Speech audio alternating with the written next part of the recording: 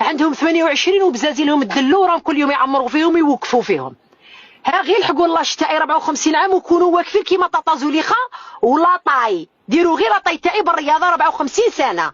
الوقت اللي توصلوا لله الشتائي يولوا يرفدوكم في الكفوف، راكم هاكا وما تدبرتوش. نشوف في وحده البارح تقول لهم اللي باغيه تتزوج تروح للموقع والموقع، يا الحمارات ويا البغلات ويا اللي ما عندكمش العقل، يا التافهات اللي راكم تتبعوا في التفاهات. حاشا بنات الفاميليا، سقسوا المراه الا متزوجه، قولوا لها يا مدام انت متزوجه؟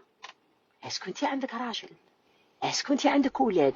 ثم تبعيها. هاو هي في الهاويه وانتم تتبعوا الهاويه.